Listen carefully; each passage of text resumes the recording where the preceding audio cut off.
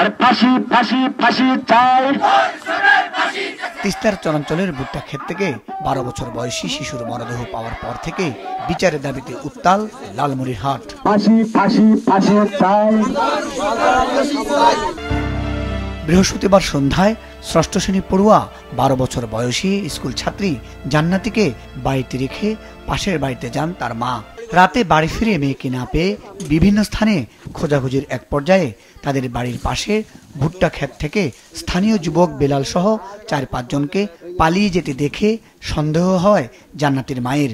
পরে সেই ভুট্টা খেতে গিয়ে দেখেন তার মেয়ের দেহ নিথর হয়ে পড়ে আছে।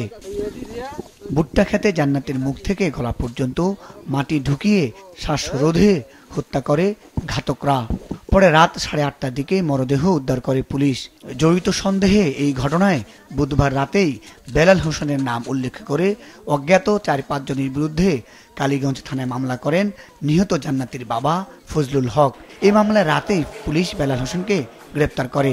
মাথাটাকে উল্টা পাশে দিয়ে মানে মাথাটা মুচকে দিয়েছে, তারপর সম্ভবত কাদায় মাথাটা মানে মুখ নাকের পাশে চেপে ধরেছিল, যার কারণে শ্বাসকষ্ট, তারপর মুখের মধ্যে বালু কাদা তারপর ঘাস এগুলো দিয়ে মনে করেন শ্বাসকষ্ট মারা গেছে, গলা টিপে হত্যা করেছে।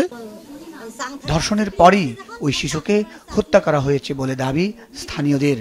প্রতিবাদে কালীগঞ্জ থানা চত্বর সহ কয়েকটি স্থানে শিক্ষার্থীরা প্রতিবাদ মিছিল করে এবং এই ঘটনায় জড়িত থাকার অভিযোগে গ্রেপ্তারকৃত বেলাল সহ জড়িত আরো সকলকে গ্রেপ্তার করে ফাঁসির দাবি জানায়। ভুট্টা বাড়ি নিয়ে গেছি, নিয়ে ওখানে ধর্ষণ তো করে হাত পা ঠ্যাং সবকিছু ভাঙি দিছে।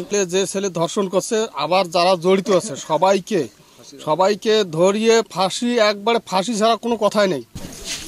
এই ঘটনার সাথে জড়িত থাকার অভিযোগে গ্রেপ্তারকৃত বেলালের বাড়িতে ভাঙচুর ও আগুন দেয় উত্তেজিত জনতা। যদি ওর সঠিকভাবে বিচার না পায় তাহলে আমরা এই মিছিল চলমান রাখবো। আমি ওই যে ইয়ে করছে তার ফাঁসিই চাই, আমার কোনো আর নাই দাবি, ওর ফাঁসিই চাই আমি। প্রাথমিকভাবে পুলিশ ধারণা করছে এটি ধর্ষণ নাও হতে পারে। গ্রেপ্তারকৃত বেলালের ভাইয়ের সাথে জান্নাতের ভাইয়ের দ্বন্দ্বের জেরে জান্নাতীকে হত্যা করতে পারে ঘাতকরা। ভুট্টা খেতে মৃতদেহটি পাওয়া গিয়েছে, শিশুটিকে ধর্ষণ করা হয়েছে কিনা সেই সংক্রান্তেও ডাক্তারি প্রতিবেদনে মতামত চাওয়া হয়। গ্রেপ্তারকৃত যুবক বেলাল হোসেন কালীগঞ্জ উপজেলার মদাতি ইউনিয়নের আবু তালেবের ছেলে।